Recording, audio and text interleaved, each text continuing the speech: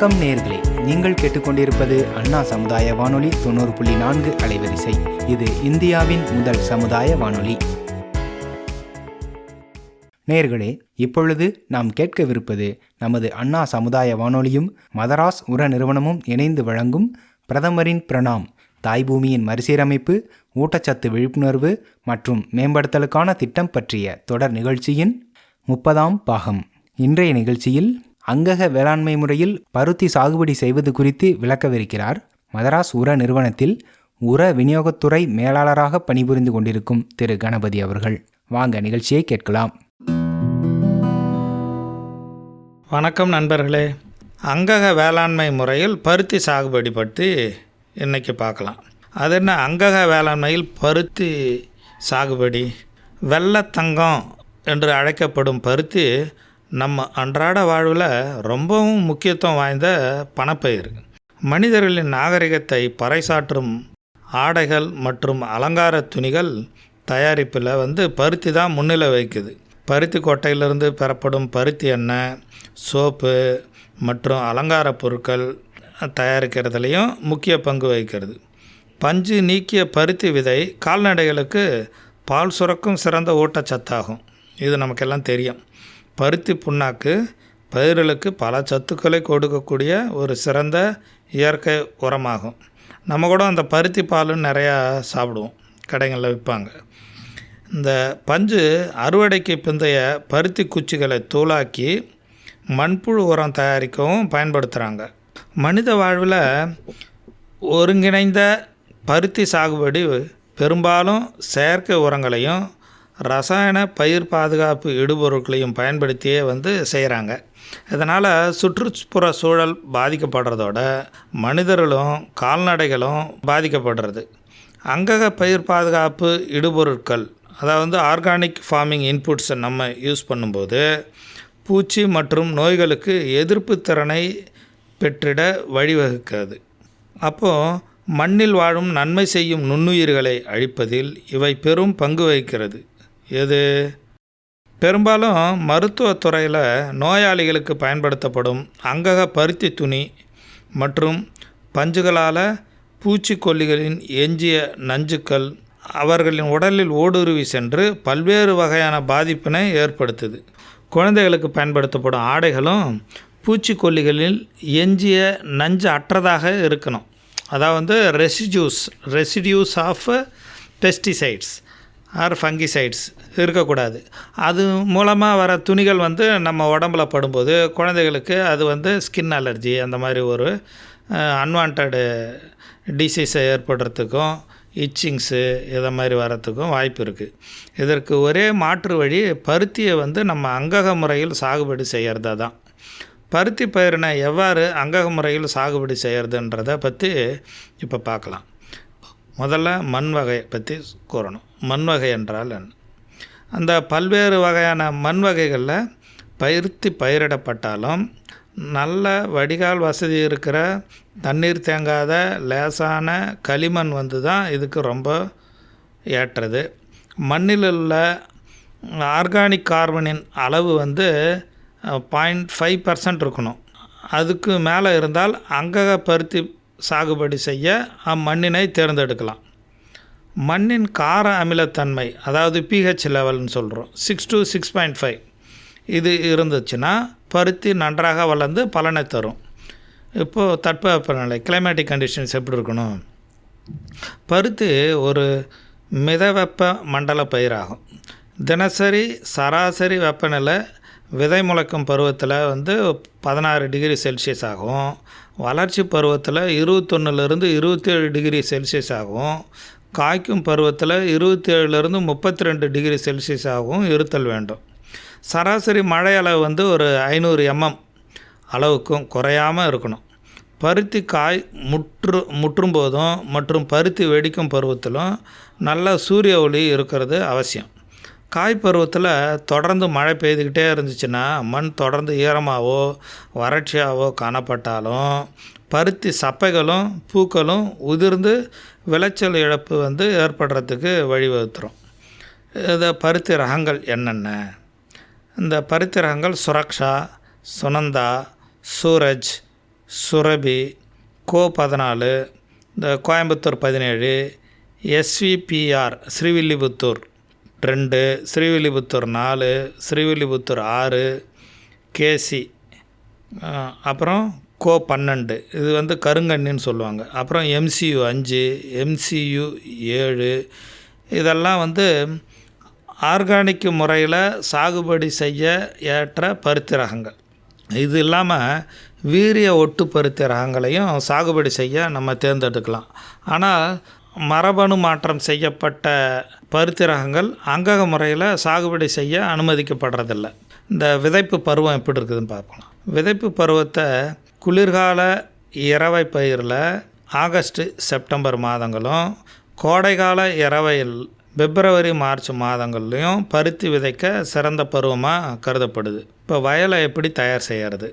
பருத்தி விதைக்கிறதுக்கு 2 மாதங்களுக்கு முன்னே பசுந்தாள் உரப்பயிர்களான சணப்பை அல்லது தக்கப்பூண்டு இவற்றில் ஏதாவது ஒன்று ஏக்கருக்கு 15 கிலோ வீதம் அடர்த்தியாக தூவி விட்டு பூக்கும் பருவத்தில் ரொட்டாவேட்டர் கருவி கொண்டு தூளாக்கி மண்ணுக்குள் கலந்து விட செய்யணும்.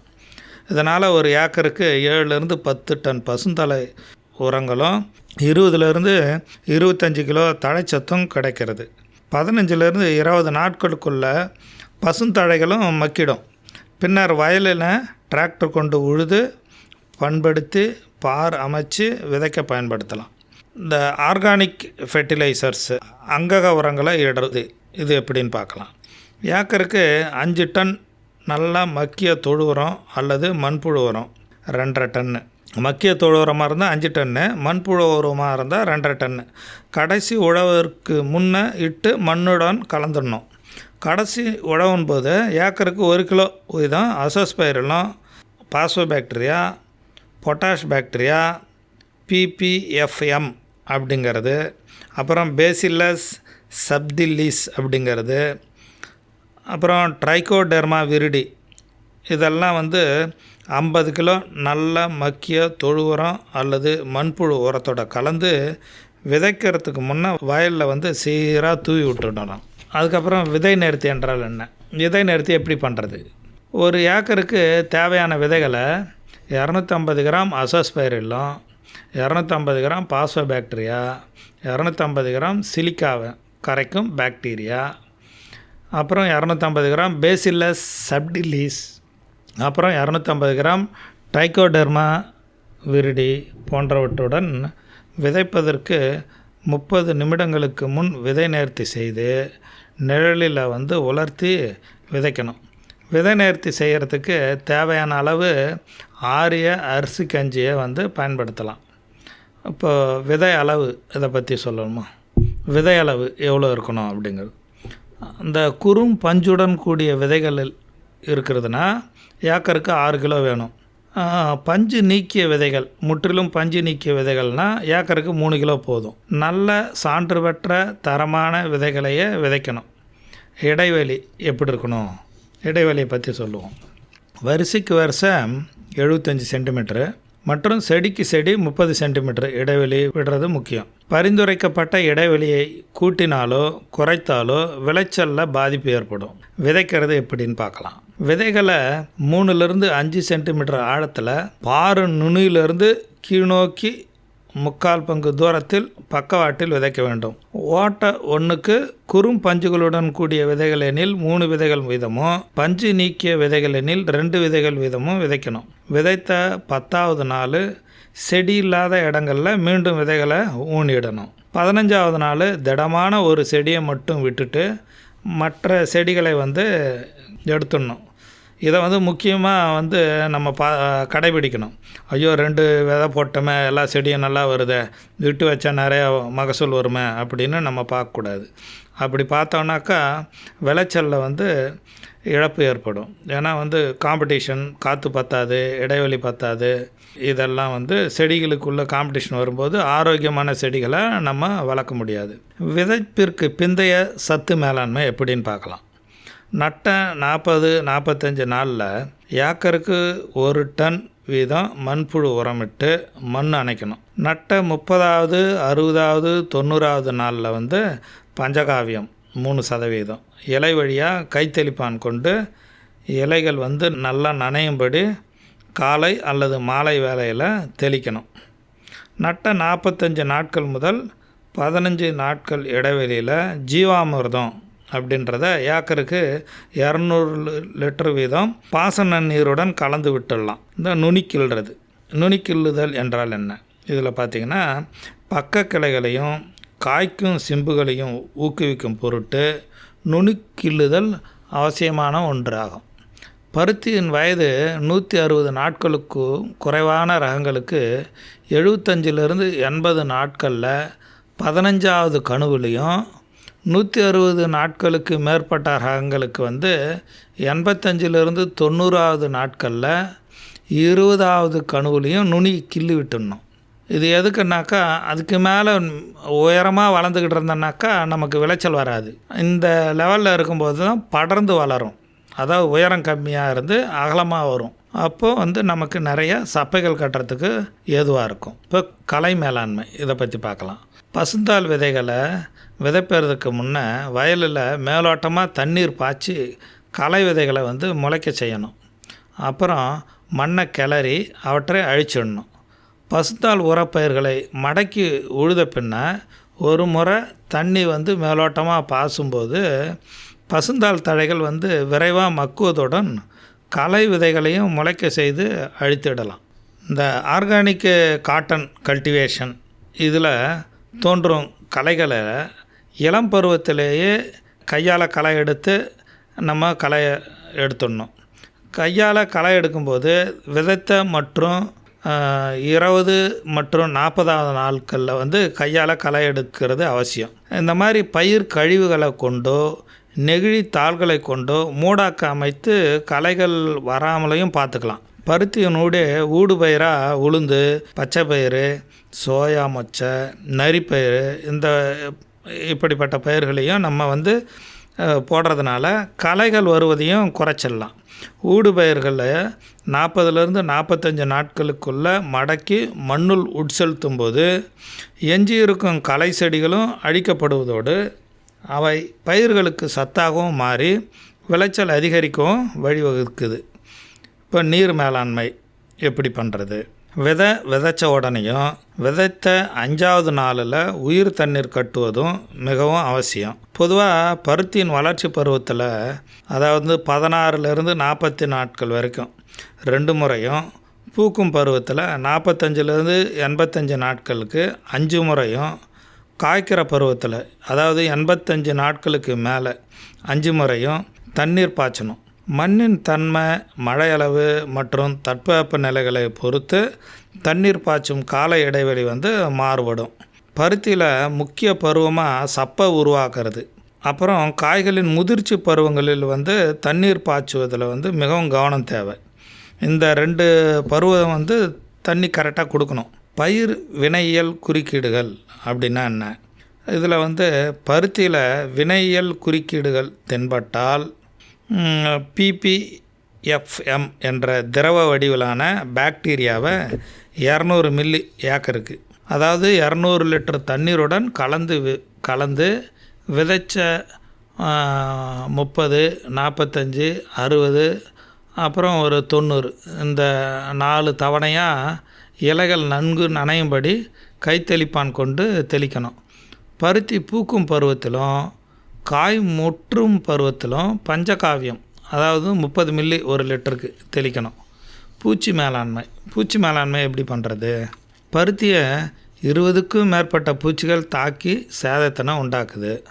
அதில் வந்து பச்சை தத்து பூச்சி, அசுவினி, வெள்ளை, இலைப்பேனு, மாவு பூச்சி, புள்ளிக்காய்ப்புழு, பச்சை காய்ப்புழு, புருடினியா புழு, இளஞ்சிவப்பு காய்ப்புழு இதெல்லாம் வந்து முக்கியமான பூச்சி.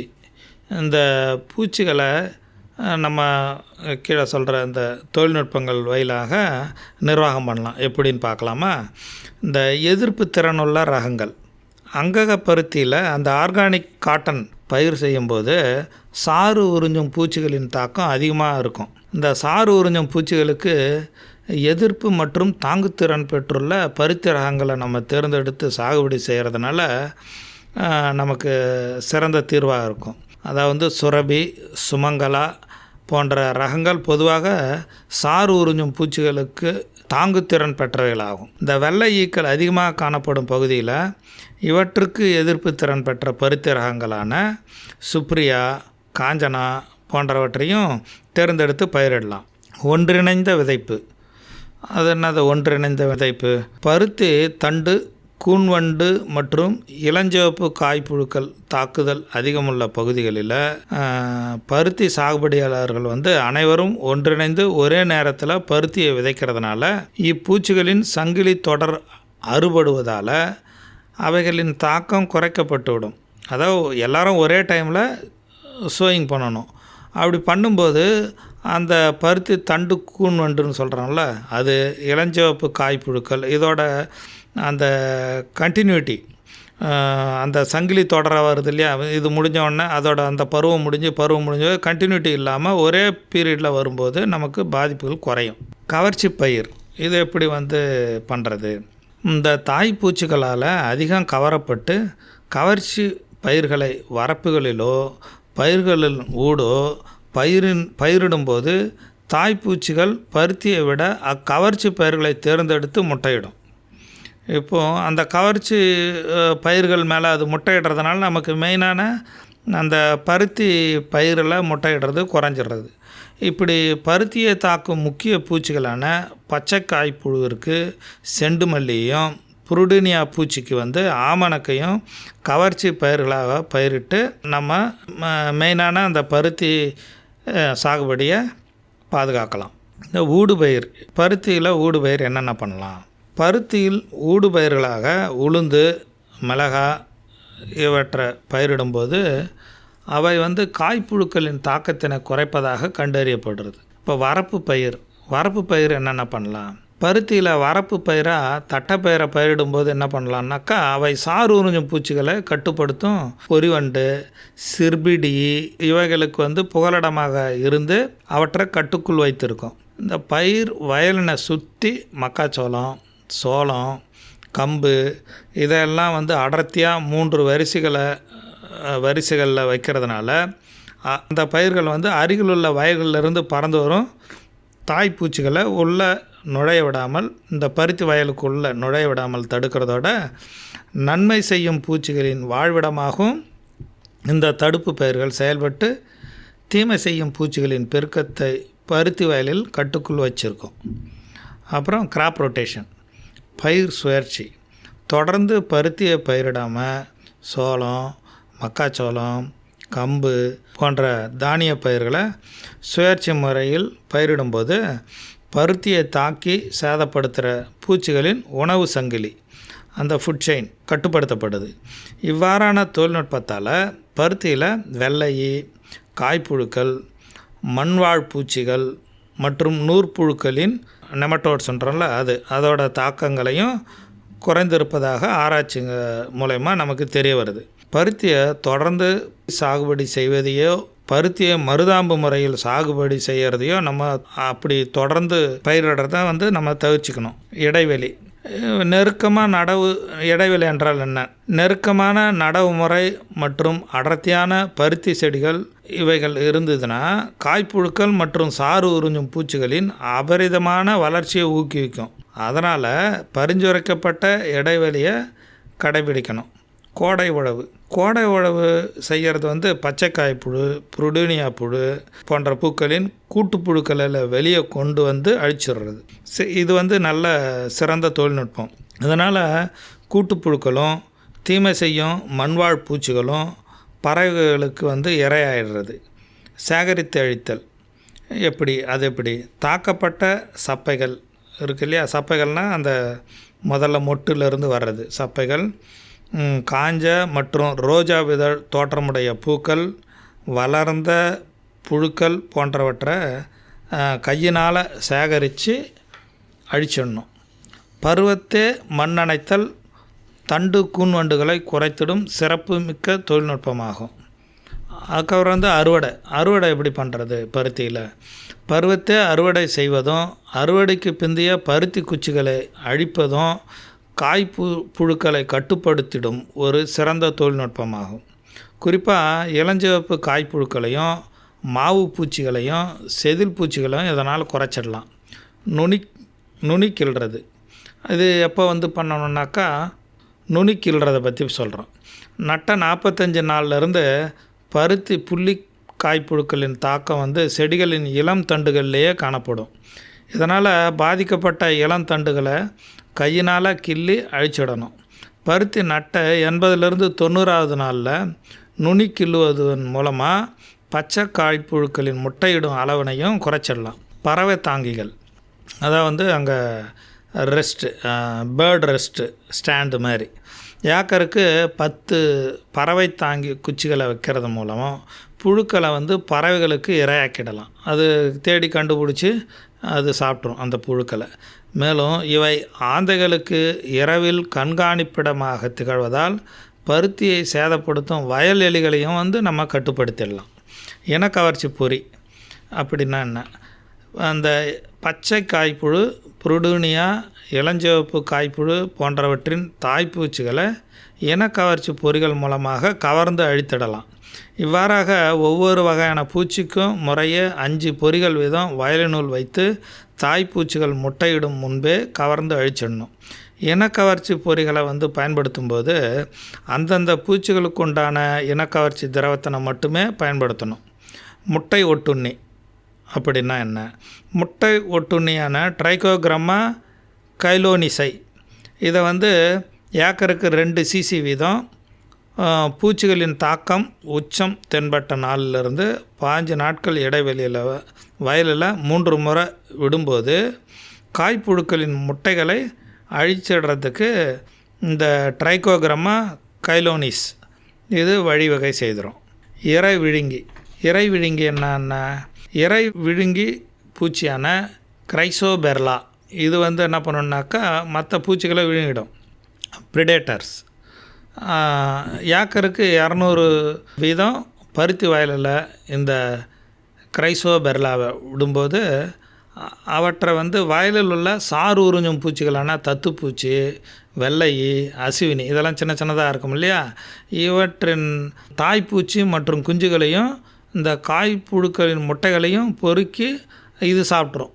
அதனால் அந்த நமக்கு தீங்கு செய்ய பூச்சிகளின் எண்ணிக்கை வெகுவாக குறைஞ்சிடும்.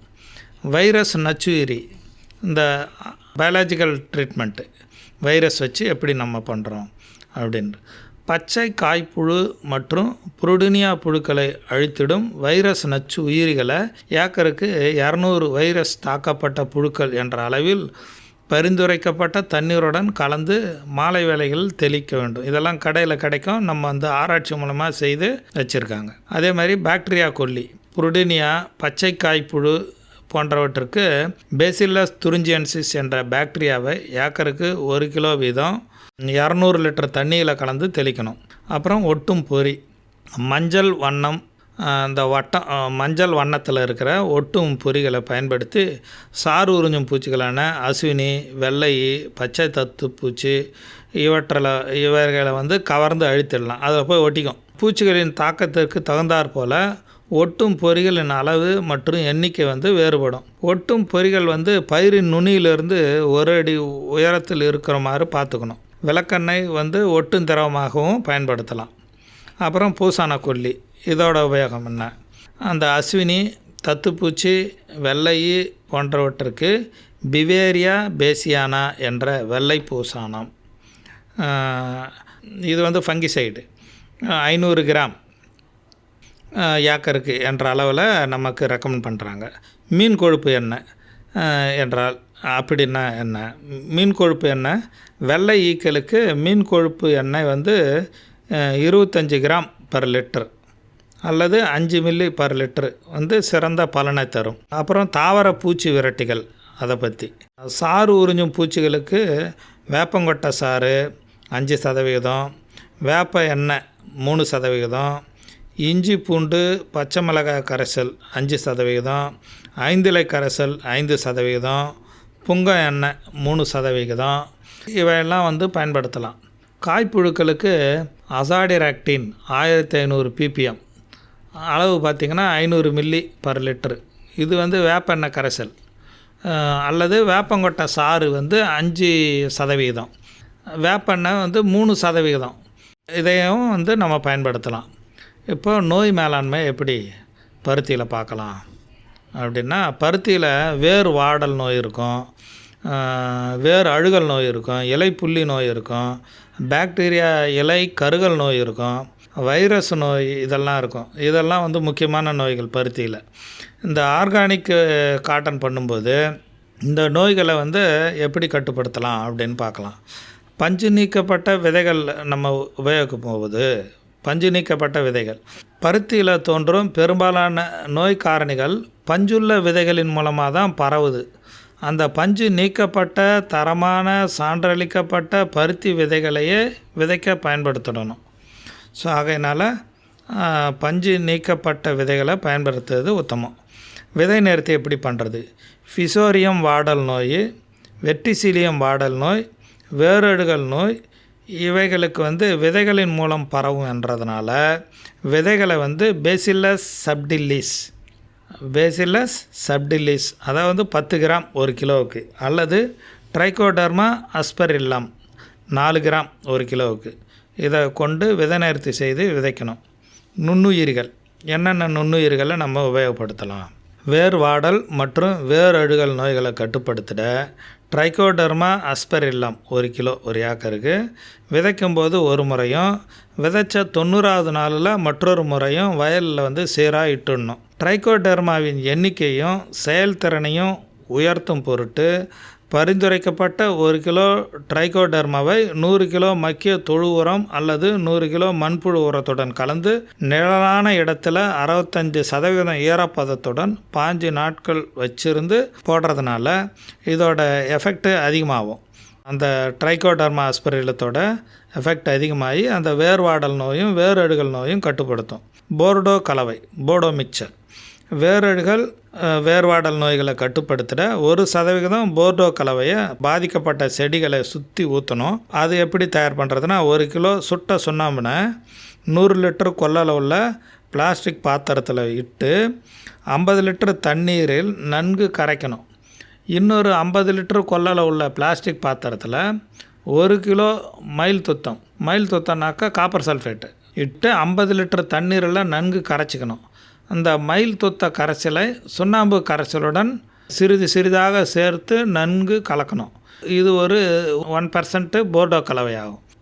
இதற்கப்புறம் ஒரு பிளேடு துண்டை இக்கரைசலில் நனைத்து எடுத்து சில நிமிடங்கள் கழித்து பார்த்தால் துரு போன்ற பிளேடு மேலே படிஞ்சிருக்கும். ஸோ இதை டெஸ்ட் பண்ணுறதுக்காக, அப்படி துரு இருந்தால் கரைசலின் கார அமில நிலை சமநிலையில் உள்ளது என்றும் இவற்றை நோய் மேலாண்மைக்கு பயன்படுத்தலாம் என்றும் இதன் பொருளாகும்.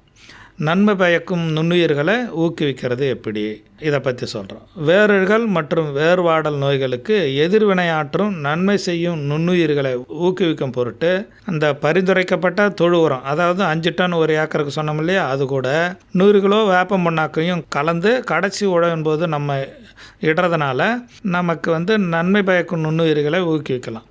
இப்போ நச்சுயிரி நோய் பருத்தியில் வந்து நெக்ரோசிஸ் நச்சுயிரி நோய் வந்து இலைப்பெண்களாலும், பருத்தி இலை சுருட்டு நச்சுயிரி நோய் வந்து வெள்ளை ஈக்களாலும் பரப்பப்படுது. இதை கட்டுப்படுத்துறதுக்கு வேப்பங்கொட்டை சாறு 5%, வேப்பெண்ணெய் 3%, இஞ்சி பூண்டு பச்சை மிளகாய் கரைசல் 5%, அப்புறம் 5 இலை கரைசல்னு சொல்லிட்டு அது ஒரு 5%. இதில் ஏதாவது வந்து நம்ம பயன்படுத்தலாம். இப்போ அறுவடைக்கு வந்துடுறோம். அறுவடைன்னா எப்படி பண்ணுறது? Organic farming. முற்றிய பருத்தி காய்களை வெடிக்க பஞ்சுகளை வாரம் ஒரு முறை அறுவடை செய்யணும். அறுவடையை காலை வேலைகளை செய்கிறதுனால இலை சருகு துண்டுகளில் வந்து பஞ்சுகளில் ஒட்டி தரம் குறைவதை வந்து குறைச்சிடலாம். அறுவடை செய்த பஞ்சுகளின் நிறம் மாறாமல் இருக்க அவற்றை நிழலான இடத்தில் வைக்கணும். அறுவடை செய்த பருத்தியை சுத்தப்படுத்தி அவ்வப்போது சந்தையில் விற்றுட்டோம்னா நல்ல லாபம் கிடைக்கும். இந்த மாதிரி ஆர்கானிக் மெத்தடில் நம்ம காட்டனை விளைவிக்கிறத பருத்தி உள்நாட்டிலும் வெளிநாட்டிலும் நல்ல வரவேற்பு இருக்குது. அந்த மாதிரி ஆர்கானிக் காட்டன் வந்து சாதாரண பருத்தியை விட 20% விலை கூடுதல் விலை கிடைக்குது. இதுக்கு வந்து அனுமதி கொடுத்துருக்குறாங்க. அதிகமாக விற்கிறதுக்கும் அனுமதி அளிக்கப்பட்டுள்ளது. நன்றி, வணக்கம். நேர்கள் இதுவரை கேட்டது நமது அண்ணா சமுதாய வானொலியும் மதராஸ் உர நிறுவனமும் இணைந்து வழங்கிய பிரதமரின் பிரணாம் திட்டம் பற்றிய தொடர் நிகழ்ச்சியின் 30ஆம் பாகம். மீண்டும் அடுத்த நிகழ்ச்சியில் சந்திப்போம். நன்றி, வணக்கம்.